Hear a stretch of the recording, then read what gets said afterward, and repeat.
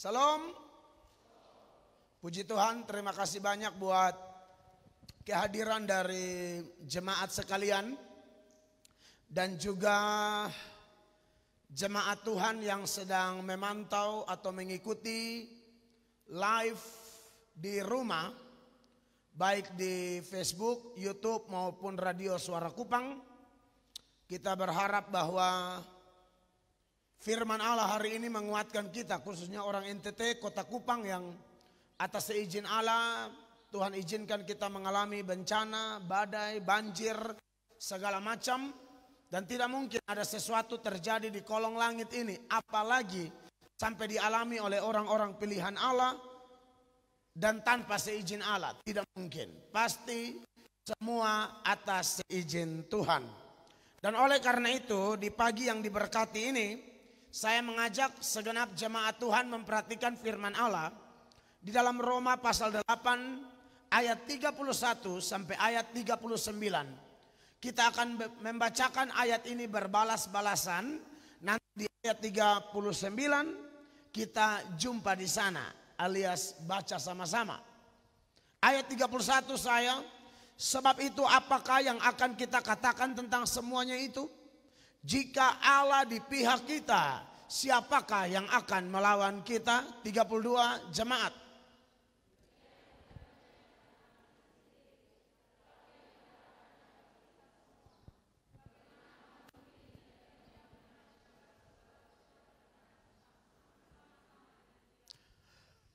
Siapakah yang akan menggugat orang-orang pilihan Allah? Allah yang membenarkan mereka. Siapakah yang akan menghukum mereka? 34.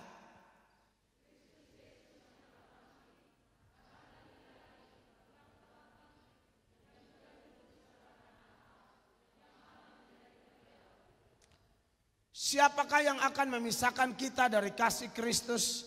Penindasan atau kesesakan atau penganiayaan atau kelaparan atau ketelanjangan atau bahaya atau pedang? 36.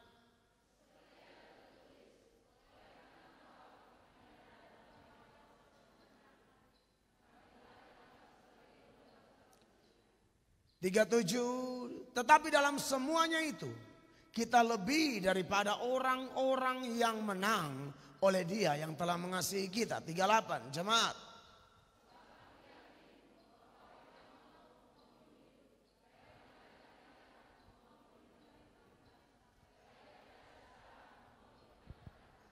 Dua, tiga, atau kuasa-kuasa baik yang di atas maupun yang di bawah, ataupun sesuatu makhluk lain tidak akan dapat memisahkan kita dari kasih Allah yang ada dalam Kristus Yesus Tuhan kita. Beri tepuk tangan untuk firman Allah yang luar biasa. Bapak Ibu jemaat yang saya kasih dalam Tuhan Yesus, minggu lalu dan masih minggu ini dan mungkin minggu depan kita masih menyoroti tema yaitu tidak ada yang dapat mengalahkan orang Kristen.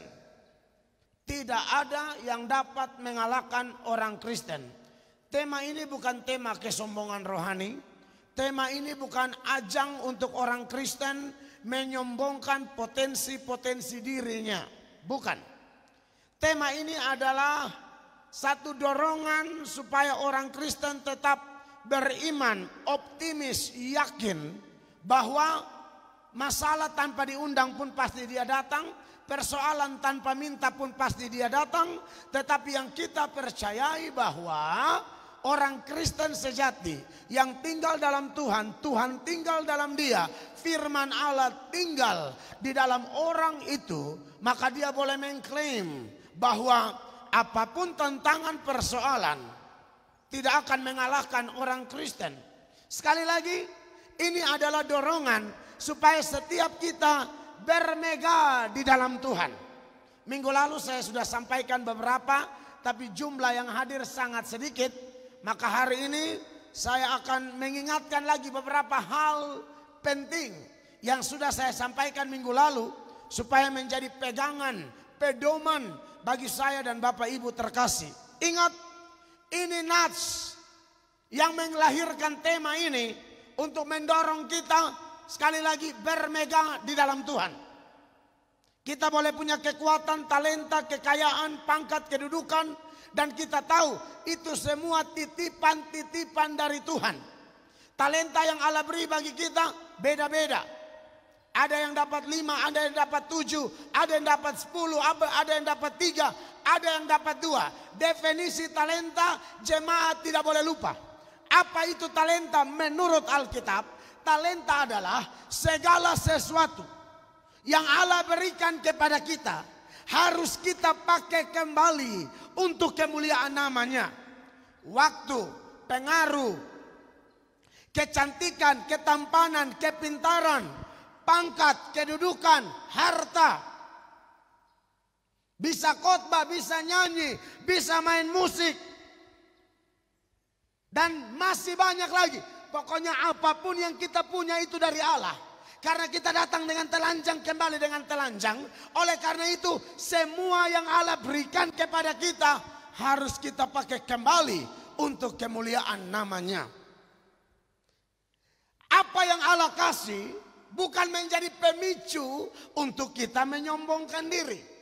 Tapi kita letakkan semua di kaki Tuhan.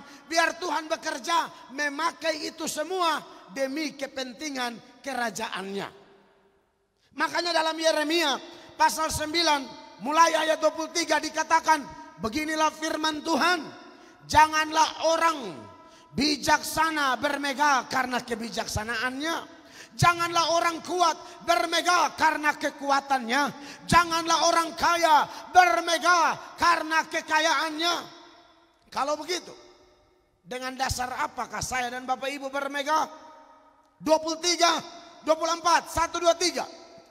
Tetapi siapa yang mau bermegah, baiklah ia bermegah karena yang berikut, bahwa ia memahami dan mengenal aku, bahwa akulah Tuhan yang menunjukkan kasih setia, keadilan dan kebenaran di bumi. Sungguh semuanya itu kusukai, demikianlah firman Tuhan.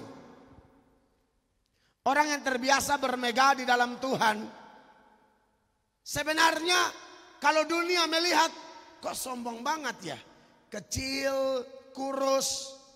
Andai kata ya, orang zaman Daud misalnya. Di saat semua orang melihat Goliat, sosok Goliat begitu menakutkan. Serdadu-serdadu Israel, tentara-tentara Israel, Saul. Dan semua segenap Israel lihat Goliat, goncang gemetar, lari terbirit-birit.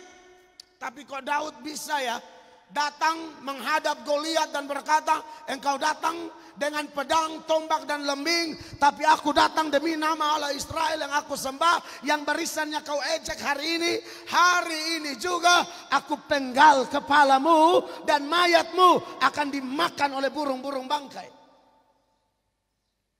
Orang bisa lihat, wah sombong banget, ini anak kurus, kering, kerempeng.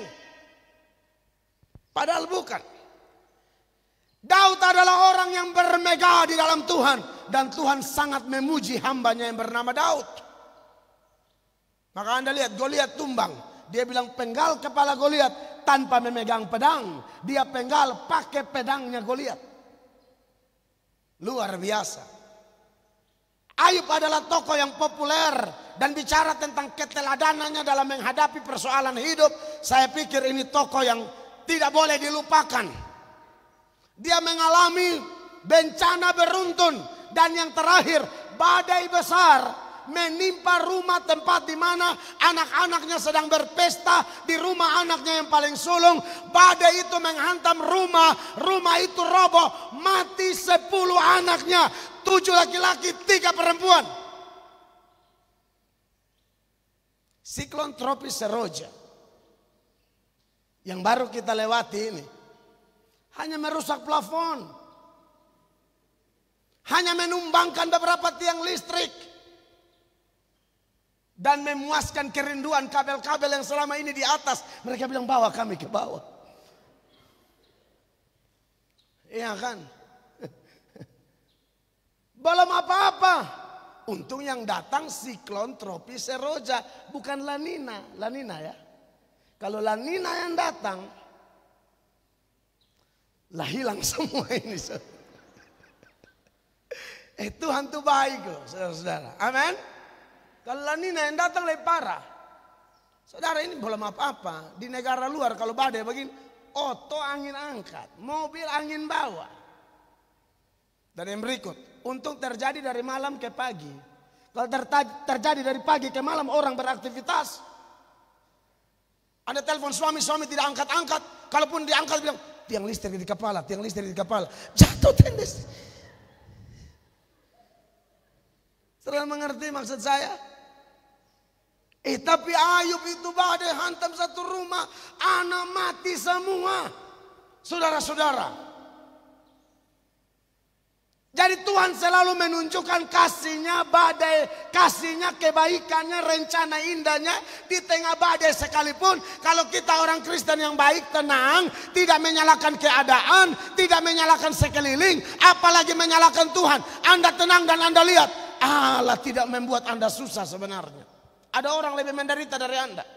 Contoh Ayub. Dan itu kisah nyata sejarah suci. Seorang yang sangat takut Tuhan. Dalam satu hari semua harta habis. Anak 10 orang mati semua.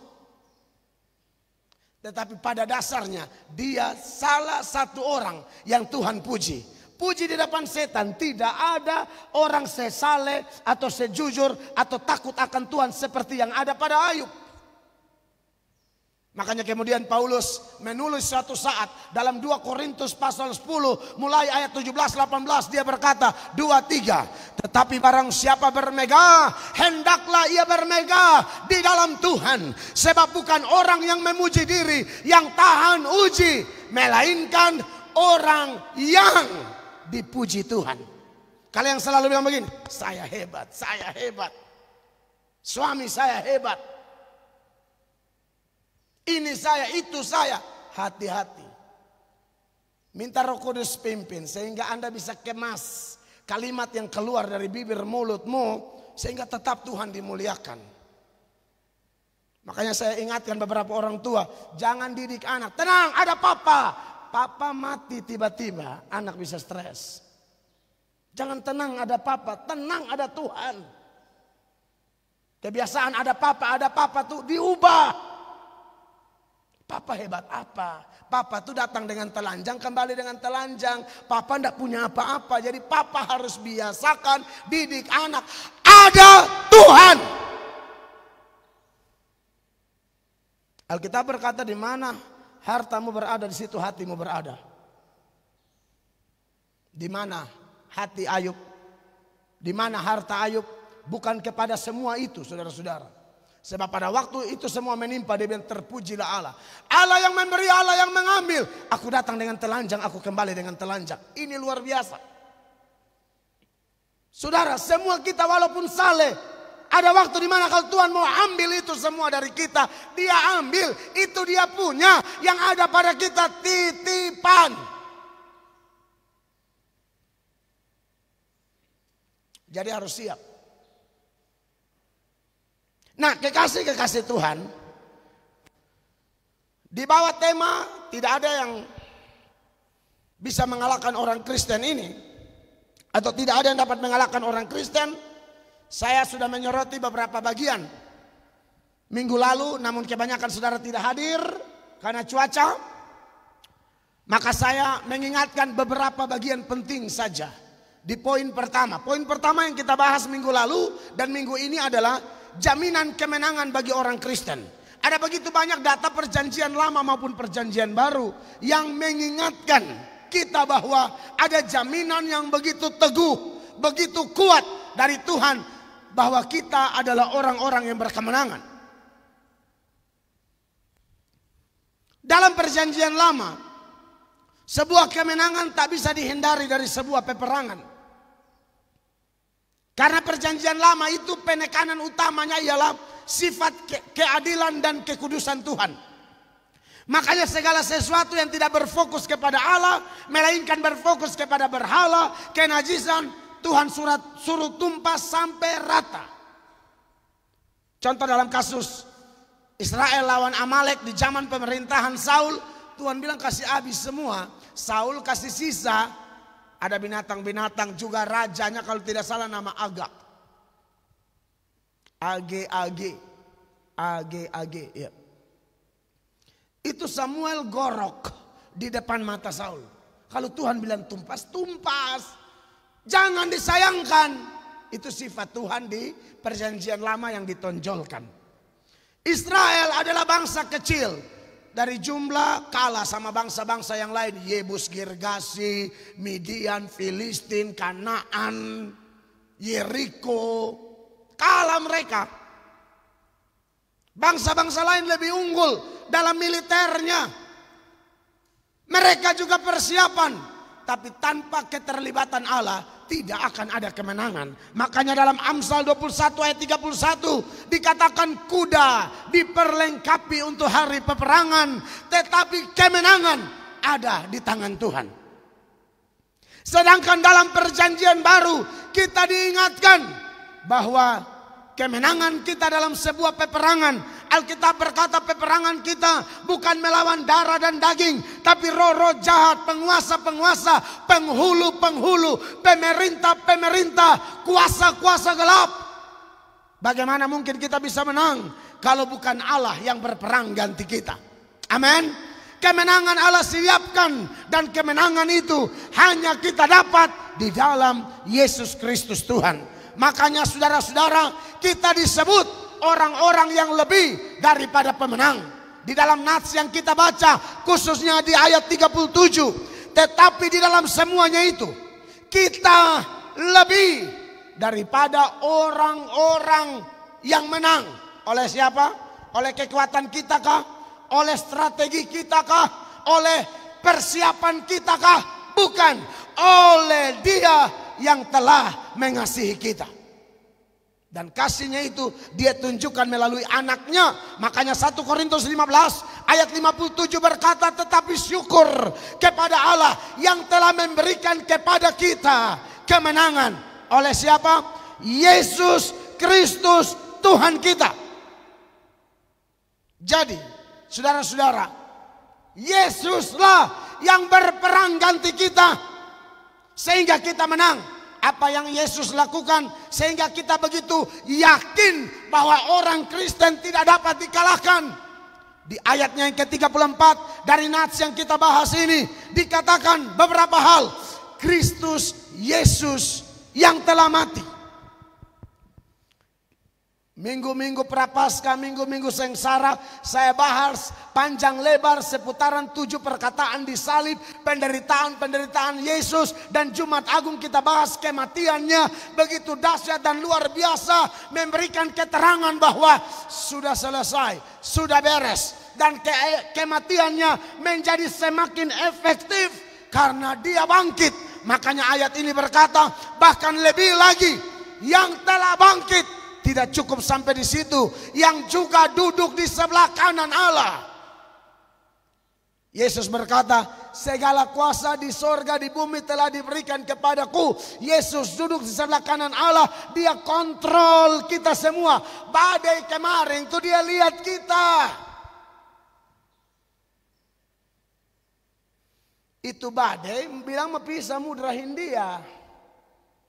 Mungkin Tuhan lihat di Kupang sudah kurang orang panggil namanya. Tuhan bilang Seroja, Kupang City. Ya kan? Seroja mah taat, Seroja. Seroja mah taat. Ya sudahlah, kalau Bapak di surga mau langsung Dia datang. Ya kan?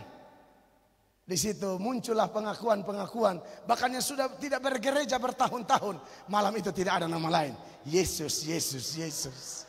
Haleluya. Dia rindu itu. Ayo panggil aku. Tidak apa-apa, Yesus kontrol semua. Pohon yang jatuh-jatuh sudah diatur semua kok. Betul, serius ini. Ya, malam itu tidak ada nama lain. Yesus. Status Yesus. Kehendakmu jadi. Status, ya kan? Kehendakmu jadi. Ya Bapak. Ada yang ya Bapak tidak tahu mau ngomong apa. Luar biasa. Puji-pujian diangkat. Gembala baik bersulin dan merdu. Oke. Ya Tuhan tiap jam. Silakan. Saudara lihat itu kan. Tuhan rindu anak-anaknya panggil Dia. Kalian sudah biasa panggil Dia mah asik. Waktu hadapi itu saya tidak tahu ya. kalau orang-orang saudara tidak lihat, harus istri saya yang bersaksi.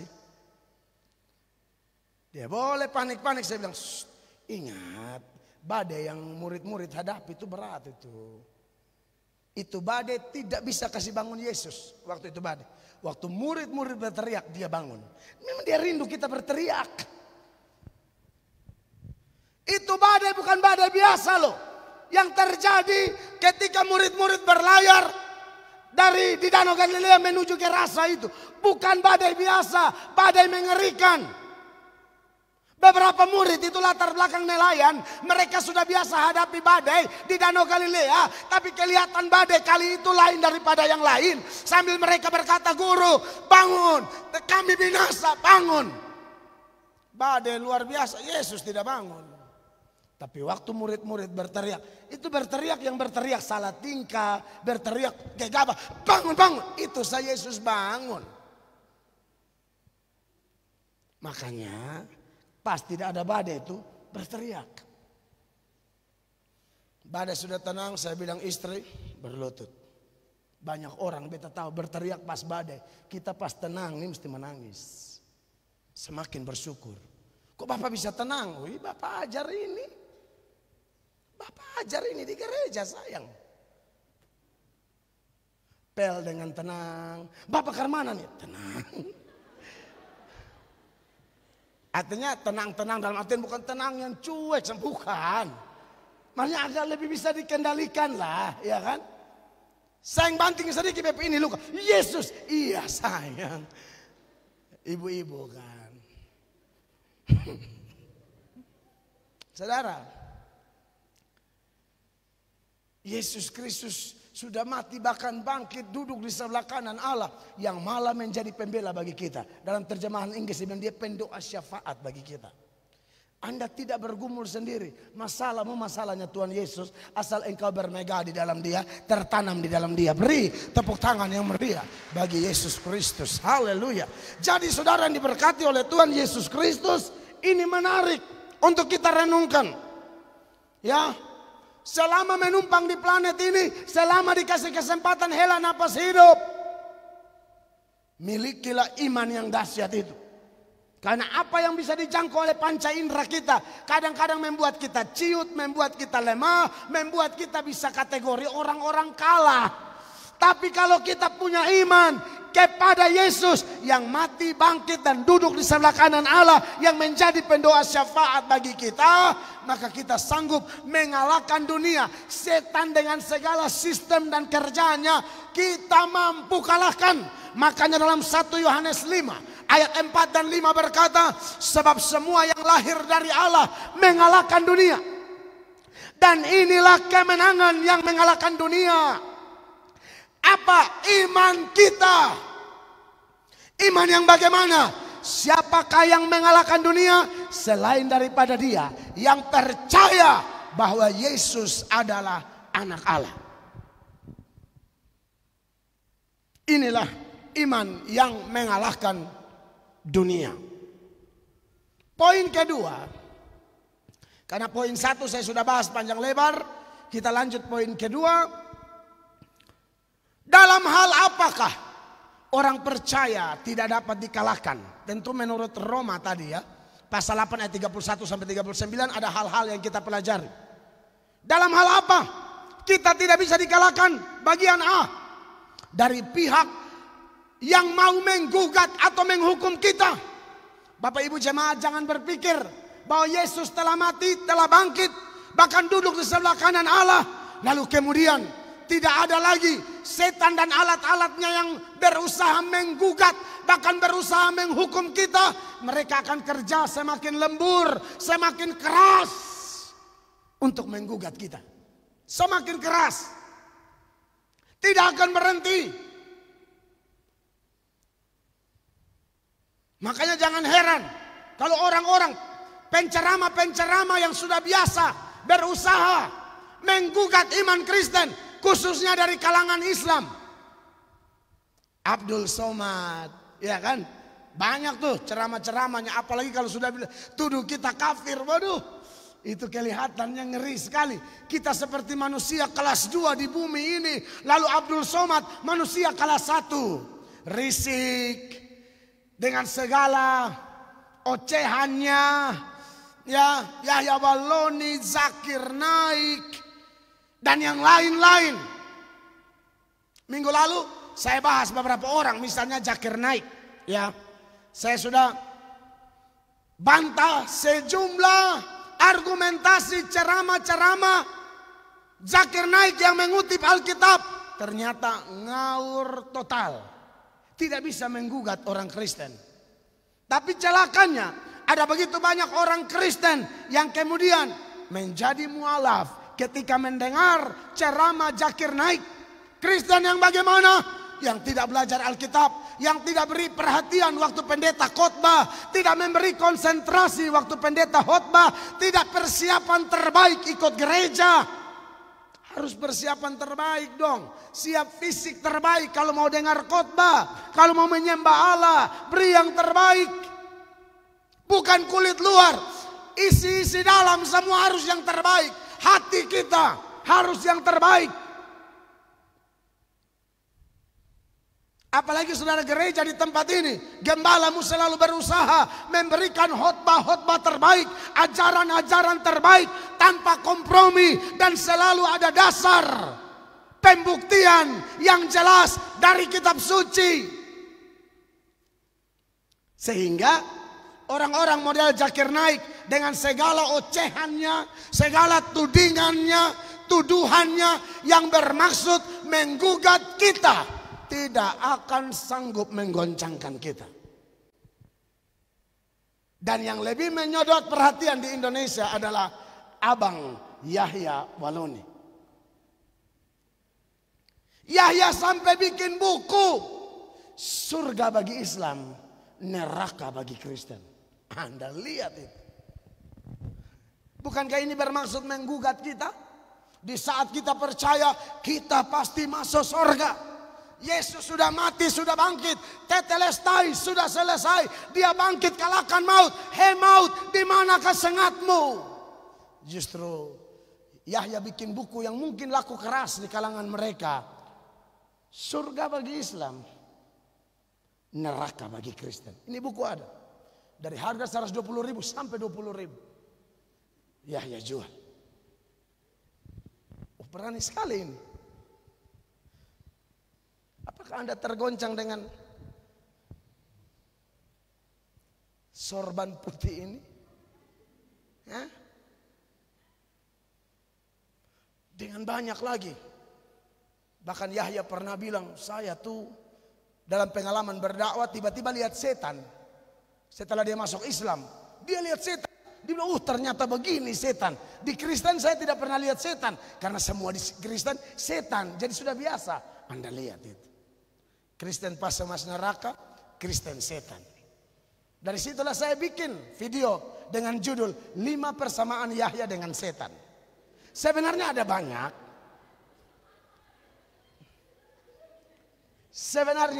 Saya bikin cuma 5. Ya, pertama, sama-sama mantan. Setan itu mantan malaikat, Yahya mantan pendeta. Pendeta yang tidak terdaftar di mana-mana. Tapi dia sudah mengaku, ya kita bantulah. Sama-sama pengacau. Setan ada di mana-mana bikin kacau, dan Yahya pernah bikin video. Saya Muhammad Yahya Walloni akan pimpin perang. Mau pimpin perang dia. Saya bilang, Yahya lawan Theodoris Ginting di One Pride, di MMA TV One, di Ahong pukul lu sampai helas step.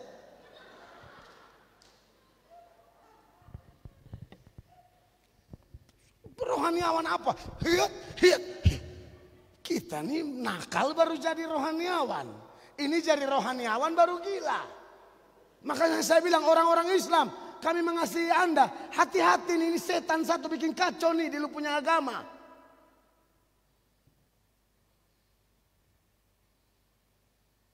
Sama-sama penipu. Yahya tipu terlalu banyak. Setan tuh bapak segala pendusta. Mirip. Ini anak nomor 200. Suka bolak-balik ayat. Yahya banyak tuh bolak-balik ayat. Memang bukan karena bolak-balik, memang Yahya tidak tahu. Makanya diragukan kalau dia mantan pendeta yang berkualitas. Dan yang kelima yang terakhir yang saya bahas, seingat saya di video itu, sama-sama masih ada. Setan masih ada, Yahya masih ada. Kita tidak tahu kapan berakhir semua ini. Tetapi selagi mereka masih ada, mereka akan menggugat kita. Apakah kita akan tergugat, saudara-saudaraku? Tidak akan. Roma 8 ayat 33 yang kita bahas. 1, 2, 3. Siapakah yang akan menggugat orang-orang pilihan Allah? Allah yang membenarkan mereka. Siapakah yang dapat menghukum mereka? Zakir Naikah, Rizik Sihabkah, Somadkah, Yahyakah, atau setan sapakah? Tidak akan sanggup menggugat orang percaya. Beri dulu tepuk tangan yang meriah bagi Tuhan Yesus. Tidak mungkin Kristen masuk neraka.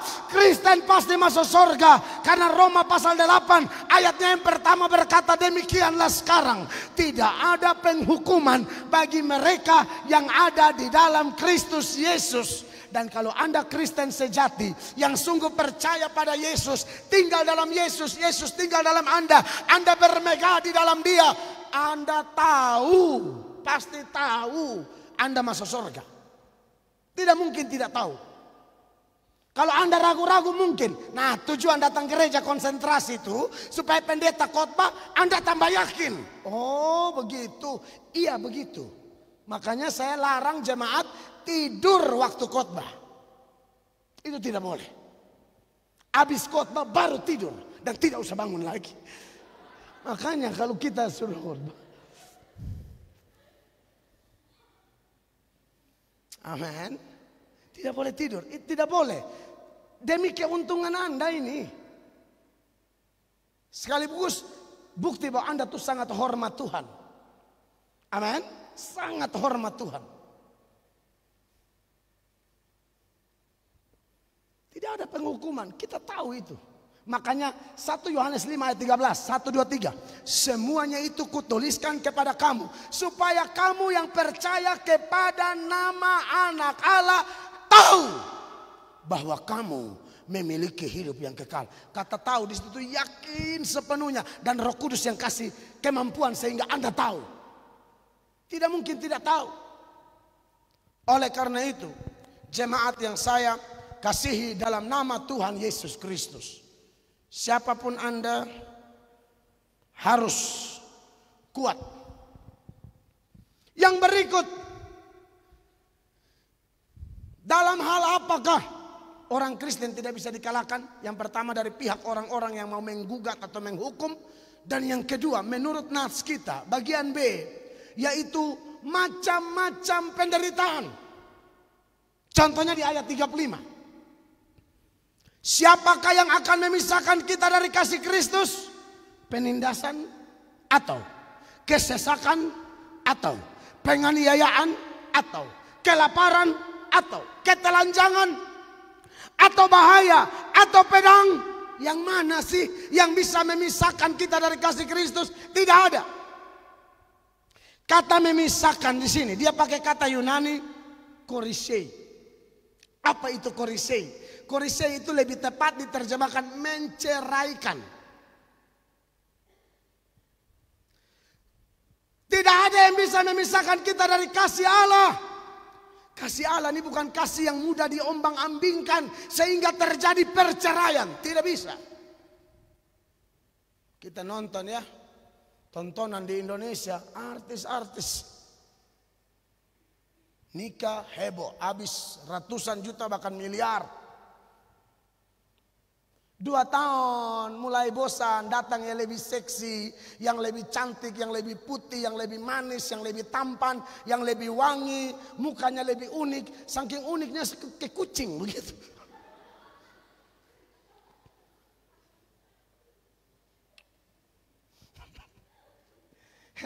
Sampai tergoda. Unik dikit.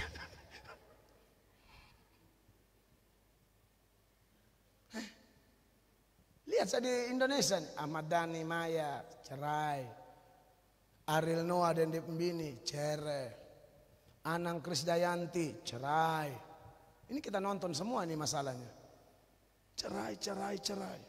Yang paling heboh sekarang nih, Hotman Sitompul dan istrinya Bams, sekalian sama anaknya, Bams sama istrinya. Anda lihat kasih manusia. Ombang ambing, makanya gampang cerai. Jadi buat bapak ibu yang sakit hati sama istri suami langsung pernah keluar kata-kata itu, bertobat. Anak Tuhan sejati harusnya jangan keluar itu. Kalau sudah keluar sudahlah, bertobat.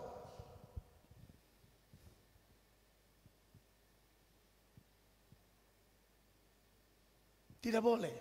Tapi itulah. Dengan melihat semua itu, kita ingat ternyata kasih yang tidak bisa digoncangkan adalah kasih Tuhan. Amin, saudara-saudara. Tidak bisa memisahkan. Saudara mungkin dengan saya kadang-kadang tidak setia. Jujur, manusia mana yang sempurna, omong kosong. Kita juga jatuh bangun di dalam dosa. Dan waktu kita jatuh bangun dalam dosa, sebenarnya kita sedang tidak setia dengan Tuhan kita. Tapi apakah gara-gara kita jatuh bangun, kita tidak setia kepada Allah, lalu kemudian Allah balas kita dengan tidak setia, lalu menceraikan kita, memisahkan kita, korisei kita? Tidak. Makanya dalam 2 Timotius 2 ayat 13, 1, 2, 3. Jika kita tidak setia, dia tetap setia karena dia tidak dapat menyangkal dirinya. Beri tepuk tangan bagi Yesus. Dia tidak dapat menyangkal dirinya. Di saat kita tidak setia, dia tetap setia. Dia Allah yang hebat, Allah yang dahsyat. Di ayat 35 itu, kalau kita lihat keterangan-keterangan tersebut, penindasan dari New American Standard Bible, dia pakai kata tribulation atau kesengsaraan. Itu bicara tentang masalah dari luar, serangan dari luar, faktor eksternal. Tapi ada yang disebut kesesakan. Nah, ini dari dalam. Berupa apa? Kesedihan kita, keputusasaan kita, depresi, tekanan-tekanan gara-gara masalah utang, masalah rumah tangga, masalah ini, masalah itu, yang kemudian membuat kita sesak di dalam. Ini pun tidak sanggup memisahkan kita. Tidak sanggup. Apalagi penganiayaan, tak bisa dihindari. Bahwa salah satu fenomena yang akan dialami di zaman akhir menuju akhir zaman, akan ada penganiayaan gereja. Dan menjelang Yesus mau kembali, semakin menjadi-jadi. Apakah ini akan memisahkan orang dari kasih Kristus? Tidak akan. Kelaparan, ketelanjangan, ini berarti miskin. Sampai lapar, telanjang, berarti kemiskinan. Jadi jelas teologi kemakmuran, sukses teologi adalah teologi yang sesat. Ingat, Kristen tidak menganut teologi kemakmuran atau teologi penderitaan. Kristen punya teologi itu jelas kecukupan. Sudah tahu cukup toh? Pas mau beli motor pas ada uang, pas mau beli oto pas ada uang, pas mau bayar uang sekolah pas ada uang, pas tetangga pinjam pas apa? Habis. Pas habis. Sudahlah. Itu nasibmu tetangga. Tetangga mau datang bilang, beta kan teologi pas-pas. Pas ngana datang, pas habis kita punya uang. Ya toh jadi ngana menangis semalam ya. Saudara, dengar bahwa bisa jadi orang Kristen diizinkan. Saya paling suka loh dengan kelompok yang bernama Jemaat Makedonia. Itu jemaat masalah banyaknya minta ampun, miskinnya minta ampun. Tapi kalau urusan pelayanan all out, urusan pelayanan totalitasnya luar biasa. Sampai datang desak kepada Paulus, kami mau beri apa? Kami bisa bantu apa? Hebat. Hebat. Kenapa? Karena mereka pertama-tama memberi diri mereka kepada Allah, baru memberi diri mereka kepada sesama atau pelayanan. Jadi saya mempercayai jemaat yang dikasihi Tuhan Yesus, bahwa sekalipun diizinkan lapar telanjang, tidak akan membuat kita terpisah dari Allah. Atau pedang, bahaya yang membahayakan jiwa kita, tidak sanggup memisahkan kita dari kasih Tuhan.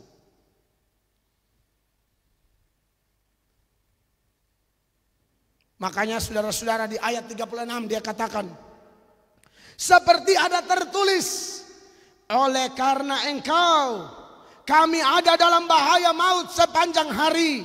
Kami telah dianggap sebagai domba-domba sembelihan. Ada tertulis. Tertulis di mana? Mazmur 44 ayat 23. 1, 2, 3. Oleh karena engkau kami ada dalam bahaya maut sepanjang hari. Kami dianggap sebagai domba-domba sembelihan. Jadi saudara yang mau ikut Tuhan, pilihan di dunia ini cuma dua. Tuhan atau dunia. Titik. Pilih dunia sama dengan siap jadi musuh Allah. Pilih Allah, musuh dunia. Dunia musuh kita. Tidak bisa dua kaki. Oh, saya di tengah-tengah, ambigu. Ini terjadi kebingungan berat di sini. Kita tidak boleh ada di posisi netral. Tuhan tidak pernah rekomendasikan posisi netral bagi orang percaya.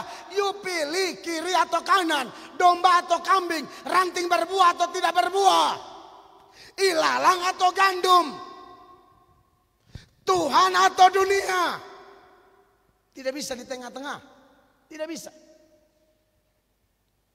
Karena zona abu-abu tetap dianggap lawan. Makanya dalam Yohanes 15 mulai ayat 18, saya baca ayat 18-nya ya. Jikalau dunia membenci kamu, ingatlah, manusia itu suka lupa. Jadi kalau orang benci, dia lupa dan dia mulai marah-marah sembarang, balas jahat dengan jahat. Tuhan bilang ingatlah bahwa ia telah lebih dahulu membenci aku daripada kamu. 19 tolong jemaat baca. 1, 2, 3.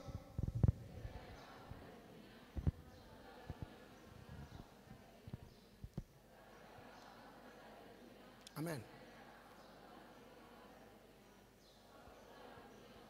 Inilah penyebab dunia membenci kamu.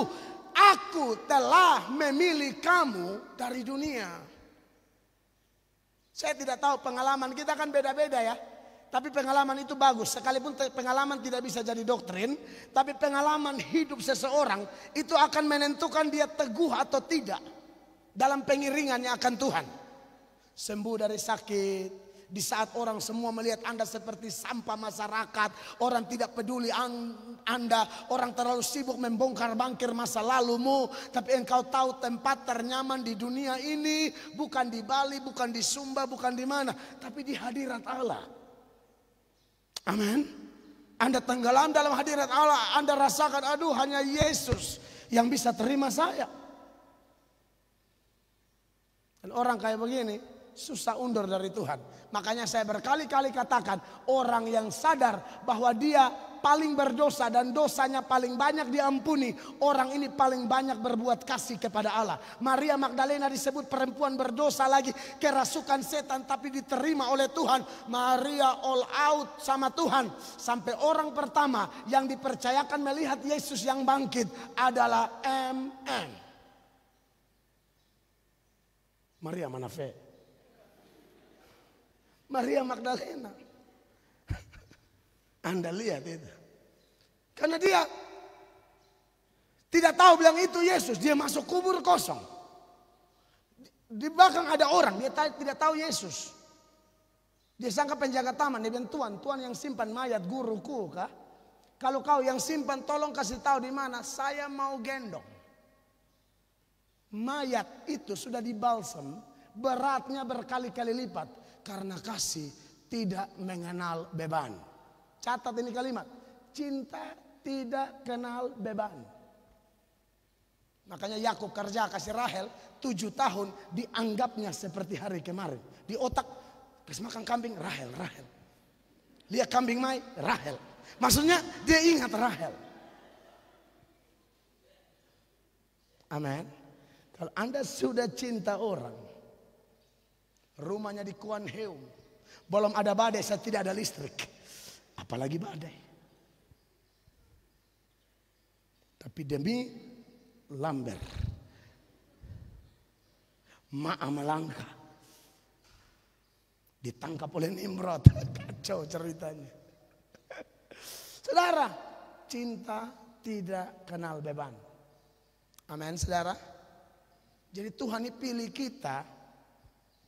Dan kalau kita sudah dipilih, tolong cinta Tuhan sungguh-sungguh. Tuhan bilang barang siapa mencintai aku, dia akan menaati seluruh perintahku. Dan perintahku tidak berat. Mari pikul kuk, bebanku ringan dan enak, kata Tuhan. Enak. Jadi kalau ada anak Tuhan bilang berat, lu memang tidak cinta Tuhan. Lu Kristen omong kosong. Kristen bahitung.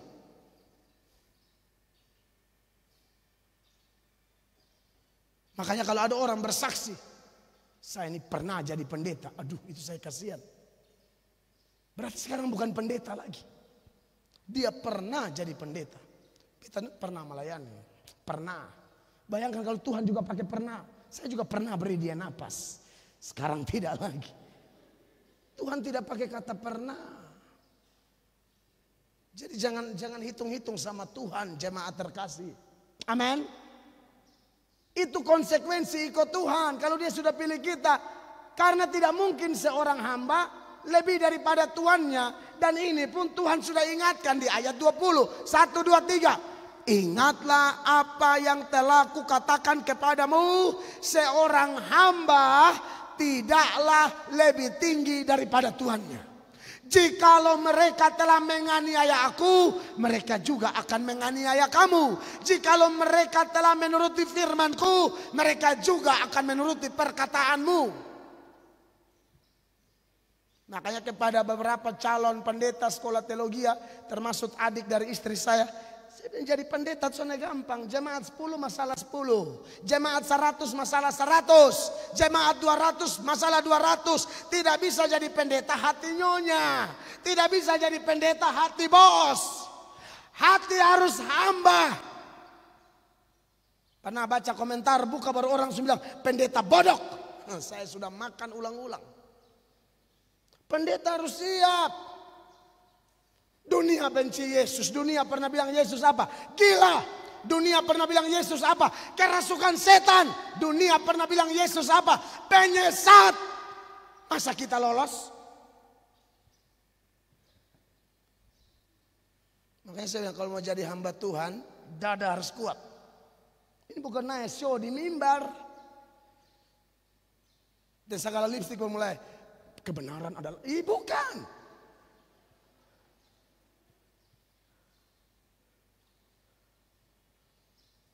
Pendeta, hamba Tuhan harus siap tempur.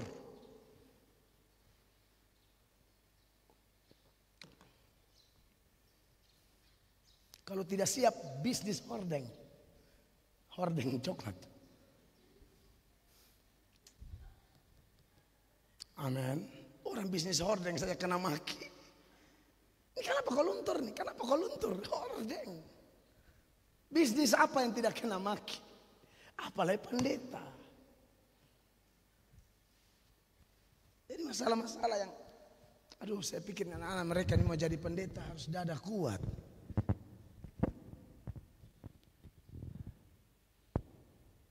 Kita jadi pendeta tinggal dengan orang yang tidak ada hubungan kerabat kerja sampai memati. Sebegitulah itu pendeta mau kasih 20.000 butuh suara dari sorga. Pelayanan di Tanjung Priuk, tinggal di Pondok Gede, ujung aspal tempat lahirnya Iwan Fals. Kampung asam, asam sekali. Itu kampung. Hanya untuk mau dapat 20.000 mus nontonin pendeta sengaja ke sana kemari lewat sana hanya mau kasih 20.000 di saya. Makanya saya bilang kalau saya jadi pendeta diberkati, saya hambur-hambur saja untuk orang yang kerja keras demi pelayanan. Saya balas dendam. Dulu orang mau kasih 20.000 karena kan mahasiswa teologi kan, suka pel-pel gereja kan. Saya dengan saya pun kawan, saya matam tasa dengan mesak taek. Serius loh, anak dari Bena, satu dari Bena, satu kayaknya dari kilo 17. Jadi kita dudulin pendeta, kapan dia mau sorong 20.000 kok kita pulang sudah. Karena bukan di Tanjung Priuk lah yang di Warakas ke sana loh. Solobone harus naik bayar sampai di Tanjung Priok. Tanjung Priok naik mobil Kampung Rambutan Metro Mini. Sampai di sana naik lagi bis ke Oto ke Pondok Gede. Sampai di Pondok Gede lanjut lagi naik ke ujung aspal. Sisa mangkal 5.000 menghadap mie panas di orang Betawi. Pulang pelayanan loh. Iya, kagak makan. Maka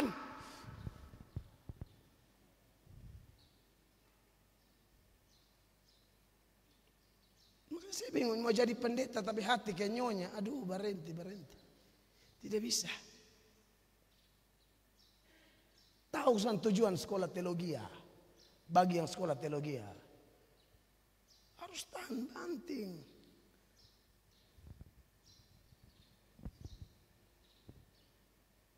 Masuk pedalaman Kalimantan, khotbah di Galap Gulita. Belum khotbah itu Oma sudah bilang amin.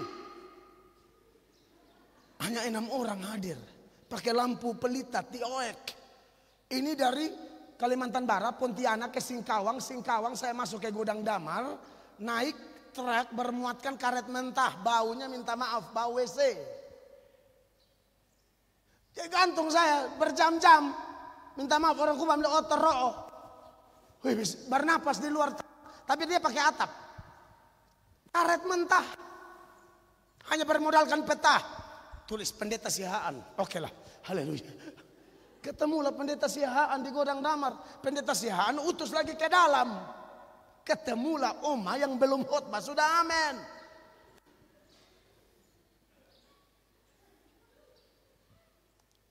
Saya kaget, aminnya besar sekali. Orang Dayak, amin. Langsung mereka bilang, Oma Tuli pikir Bapak udah mulai. Oma belum. Kita belum ngomong apa-apa, Oma. Saya pikir sudah susah begini, tolong aminnya yang menyegarkan. Keluar dari itu rumah kita kayak tentara Vietnam semua, hitam semua. Betul, baca ayat mesti deka di lampu. 1 ayat mata hitam. 2 ayat mata. 3 ayat hidung ke hidung babi. Makanya bingung orang mau jadi. Makanya Anda aja lihat, wah Mel atau khotbah ya jemaat berkembang. Ini panen. Saya sutabur terlalu banyak. Ini panen. Jangan tidak pernah tanam apa-apa, panen. Panen fanik. Panen sarang fanik, fanik dedek bikin muka bangka. Jadi jangan lihat, oh dia ke Amerika ya, itu hanya penghiburan. Bapak sudah latih saya sejak saya dipanggil. Anda tahu awal saya bertobat, baru keluar rumah, kawan-kawan 1, 2, 3, nabi palsu. Anda belum pernah kena itu. Beta orang Bateria nabi palsu, gereja setan. Saya ini. Anda baru tersinggung sedikit tidak mau pelayanan. Aduh, orang begini janda beta memang. Kau tidak siap jadi laskar Kristus.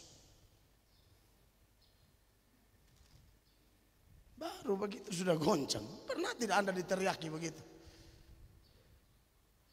Dari awal bertobat, lagi latihan WL.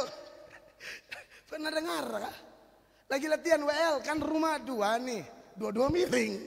Dua-duanya miring berat. Di sebelah nih saudara punya rumah bekas. Orang Kupang bilang rumah dari kayu-kayu bebak-bebak. Latihan WL saya. Bangkit.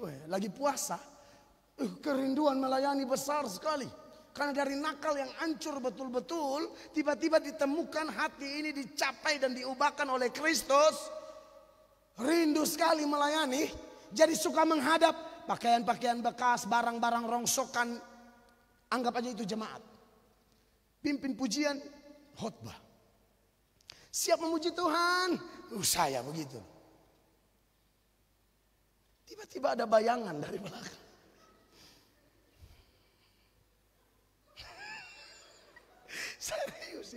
Serius ini. Ada bayangan. Tapi saya pikir, gangguan kecil.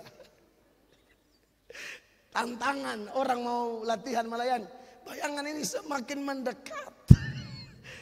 Dan mendekatnya tuh agak mulai menyeramkan.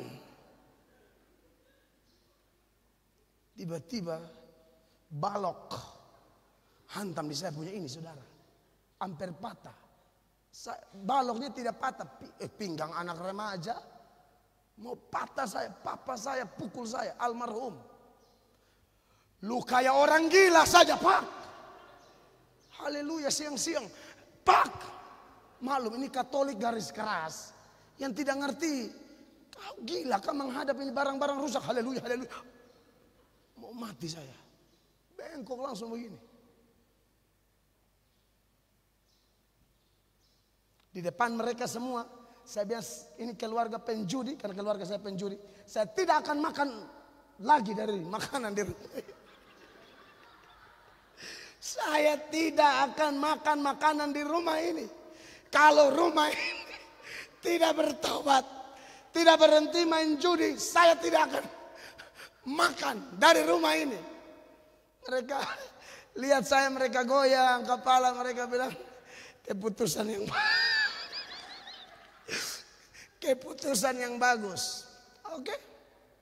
Memang mau ikut Tuhan harus sungguh-sungguh ya. Besok saya mau makan. Saudara saya satu berdiri di pintu. Bikin apa? Mau makan? Uang judi itu. Hah? Kita tidak ada yang bertobat. Judi tetap cari di luar. Saya harus makan di rumahnya Pak Angki. Ini benar, saudara.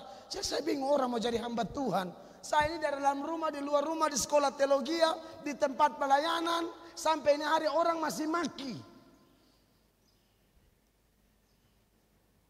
Laskar Kristus harus tahu seorang hamba tidak lebih dari tuannya. Harusnya ini menjadi bukan yang mau sekolah teologi, semua yang mau melayani harus siap.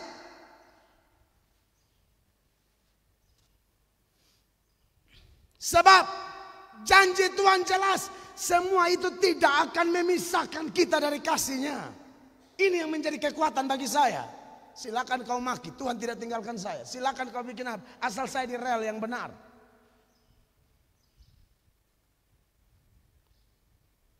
Lanjut, Roma 8 ayat 38. Sebab aku yakin bahwa baik maut maupun hidup.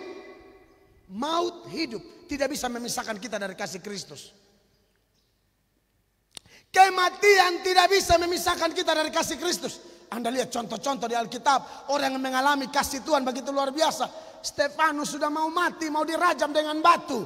Tetap doa mengampuni orang. Tetap penyerahan total. Semakin dirajam, semakin berserah. Semakin ada tantangan, semakin berserah. Begitu. Bukan ada tantangan mundur. Pertanyaan besar. Kau tuh Kristen asli atau tidak? Kok mundur? Harusnya tambah nempel.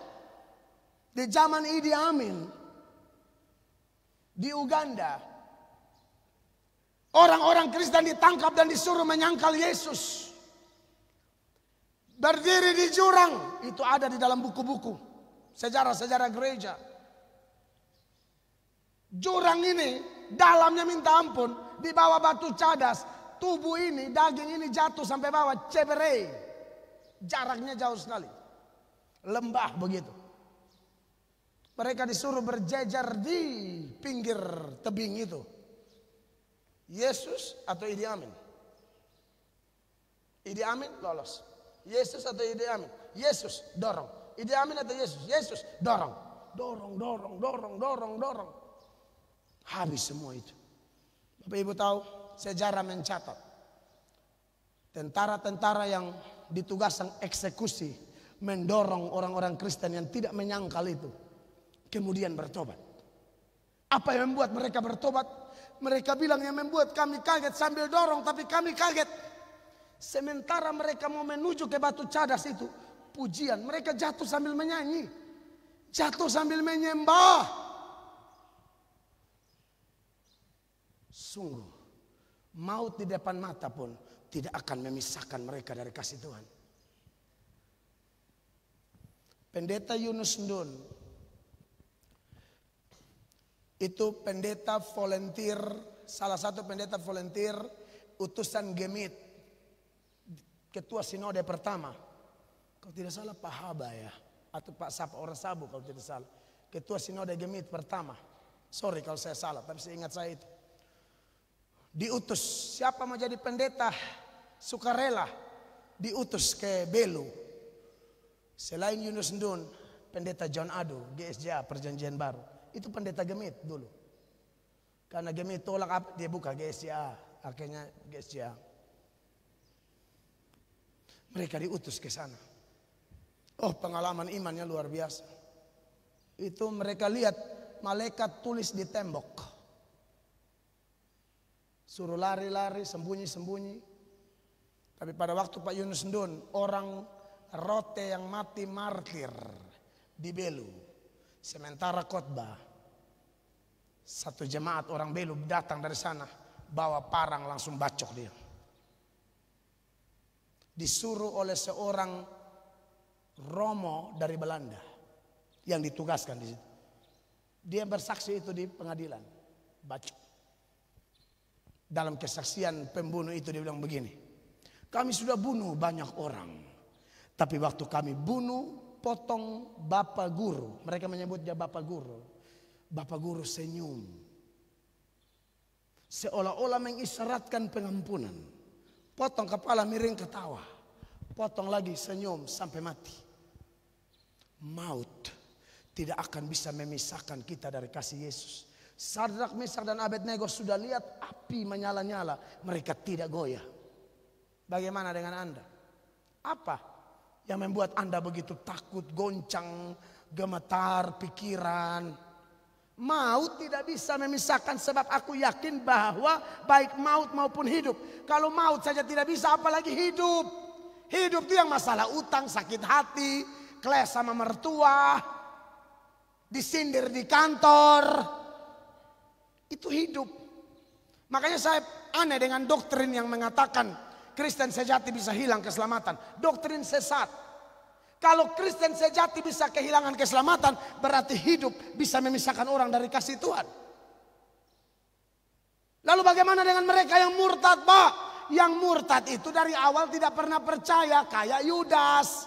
Jadi kalau nanti kita temukan ada kawan pelayanan, semangat, ending tolak Yesus, kita tahu dari awal tidak pernah percaya, ikut arus, ikut rame, tidak pernah sungguh-sungguh.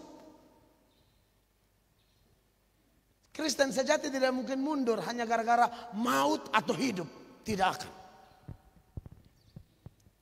Dan ini hanya bisa dialami oleh Anda yang dulunya mati rohani, tapi telah dihidupkan kembali. Sorga Tuhan siapkan tempat bagi Anda, itu pasti. Makanya dalam Efesus pasal 2 ayat 4-6 dikatakan, tetapi Allah yang kaya dengan rahmat oleh karena kasih-Nya yang besar yang dilimpahkannya kepada kita, ayat 5, telah menghidupkan kita. Ini yang dia punya nama lahir baru. Allah melahir barukan kita dengan kasih karunia. Telah menghidupkan kita bersama-sama dengan Kristus. Sekalipun kita telah mati oleh kesalahan-kesalahan kita, oleh kasih karunia kamu diselamatkan. Dan Dia jamin saudara sampai di sorga. Jadi tidak ada maut maupun hidup yang bisa memisahkan Anda dari kasih Allah. Tidak bisa, tidak bisa. Dan hanya Kristen sejati ya. Kalau Kristen palsu tidak usah maut. Baru tersinggung di gereja out dia. Kalau out lalu pergi gereja lain dan cinta Tuhan di sana, bagus, saya tidak marah. Tapi out jadi gila-gila di jalan. Namanya fenomena bergereja di Kupang tuh begitu. Saya sudah bilang sama teman-teman pendeta, kalau nanti dari jemaat di Amazing Grace ada yang ke situ, urus Pak, itu dombanya Tuhan. Tidak apa-apa. Tidak ada masalah, asal jangan pergi di situ tidak bikin apa-apa. Dulu di sini aktifnya luar biasa, mendingan di sini.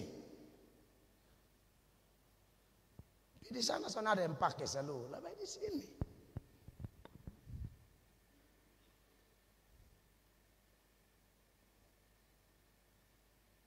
Ayat 6 berkata, dan di dalam Kristus Yesus Ia telah membangkitkan kita juga. Haleluya. Dan memberikan tempat bersama-sama dengan Dia di sorga. Kepada murid-murid Dia bilang, jangan gelisah hatimu. Percayalah kepada Allah, percayalah juga kepadaku. Di rumah Bapa banyak tempat. Aku pergi ke sana menyiapkan tempat. Nanti aku bawa engkau ke sana. Jadi Tuhan itu tidak mau jauh dengan kita loh. Seseorang mengatakan, sebenarnya yang lebih penting itu bukan sorga. Tapi yang lebih penting ialah bersama-sama dengan Dia. Mau di bumi, mau di sorga, Yesus bilang, aku tidak mau jauh dengan kamu. Makanya yang malas-malas berdoa, kemarin tuh seroja itu hanya pemancing. Mulai rajin berdoa. Ada yang bilang, Bapak ini ada susulan lagi, ada om satu ngomong. Saya bilang, oh khusus itu om pun rumah saya. Beta pun jangan lagi. Rumah saya hancur berat itu. Rumah saya plafon semua hancur. Aduh, pokoknya saya pel dari pagi sampai malam. Air masuk terus dari mana-mana. Pel kering, lanjut tunggu. Sudah banyak, sudah Bapak. Pel lagi. Sampai pagi tidak bisa tidur. Kalau tidak pel, air naik begini. Bayi saya itu loh. Tiba-tiba air bawah, Musa telah dilepaskan. Saya tidak mau. Lalu istri Firaun ambil. Putri Firaun ambil. Tidak mau saya. Pel. Sebelum air bawa baby. Bepu hidup ini cerita ke Alkitab semua.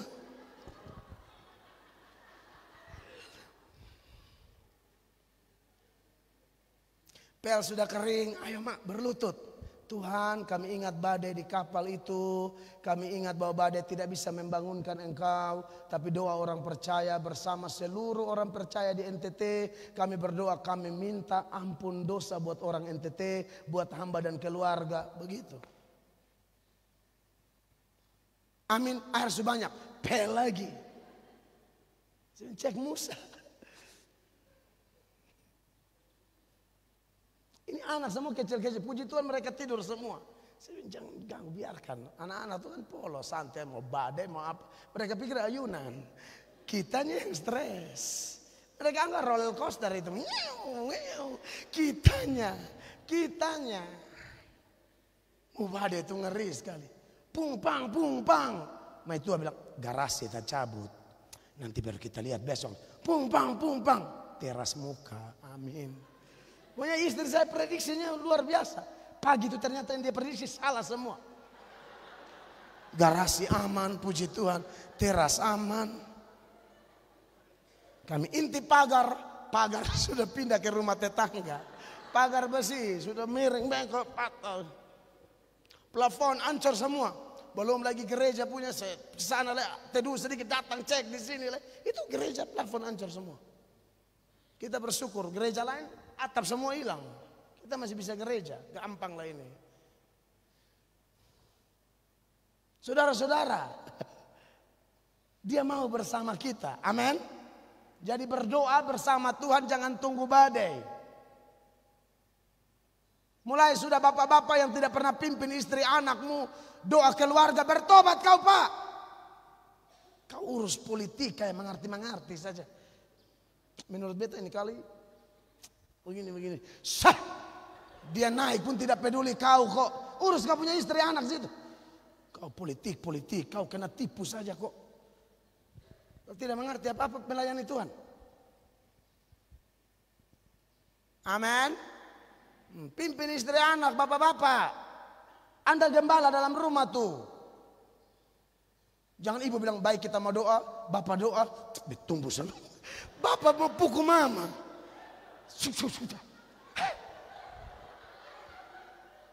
Suruh baca Alkitab, kacamata di mana?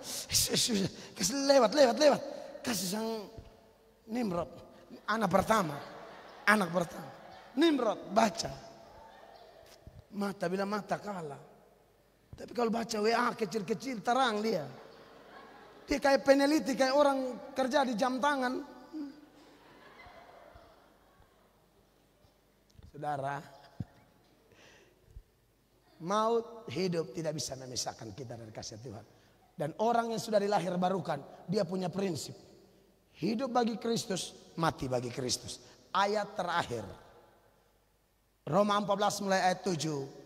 Sebab tidak ada seorang pun di antara kita yang hidup untuk dirinya sendiri. Dan tidak ada seorang pun yang mati untuk diri sendiri. Ayat 8 sama-sama 2-3. Sebab jika kita hidup untuk Tuhan.